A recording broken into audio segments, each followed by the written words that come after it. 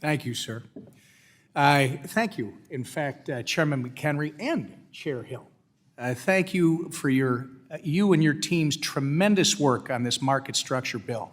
And contrary to my colleagues' remarks about enforcing the law, the problem in this country has been a failure to have certainty and clarity in this area, and it's driving opportunity and investment off of U.S. shores. I have to say, again, my compliments to the two chairs that I referenced. It's no small feat to coordinate cross-jurisdictional comprehensive legislation, especially on this topic. So I first and foremost, again, want to commend the work you have put into this legislation, specifically the work your staff has put into the bill. I also appreciate the time that you've taken throughout this process to listen to my concerns. This bill is an absolute step in the right direction, but it is not the last step by any means. This markup is intended to debate the ideas presented in the bill, offer amendments, and strengthen the bill. And when we move the bill out of the Financial Services Committee today, we will continue to collect member feedback and stakeholder input so we can educate members of the House, because the education appears necessary, and ensure that any legislation that comes out of this Congress is done right the first time, is globally competitive, and puts the United States in the driver's seat on crafting the future peer-to-peer digital economy. The United States' leadership in the global economy is propelled by our ability to leverage innovations that make markets and communication more efficient.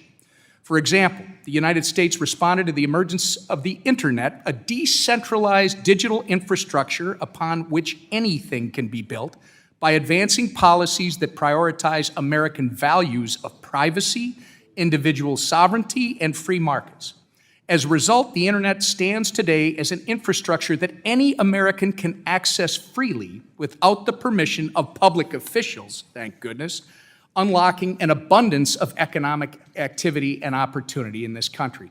America remains a technological leader not because we force innovations to adopt our values under regulatory duress, but because we allow technology that holds these values at their core to flourish.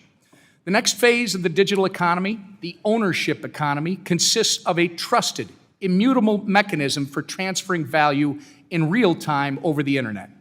Enter crypto, a technology that can shift economic power from centralized institutions that some of my colleagues seem to support at the expense of the people. Instead of supporting those centralized institutions, it turns the power back into the hands of the people. It's transformational. The sense of urgency to create a globally competitive framework for digital assets that catalyze domestic innovation and give Americans the confidence they need to engage with this technology has never been more important than it is now.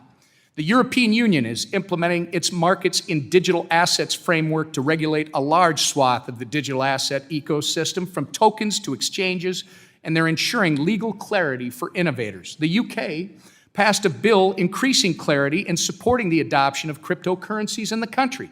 Hong Kong is even throwing its hat in the ring, creating a Web3 task force and opening up its financial system to digital asset companies. If Congress does nothing, the United States will miss a huge opportunity and Americans will suffer for it. What would the Internet look like today if it had been designed by the Chinese Communist Party?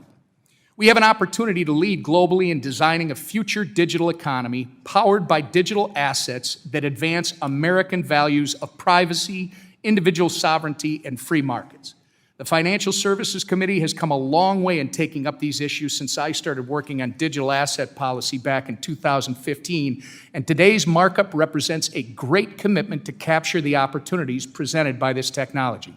I look forward to continuing to work with you, Chair McHenry, and Chair Hill, and everybody else who's involved in this, and the industry, so that we can educate our membership and make sure we get this legislation right the first time.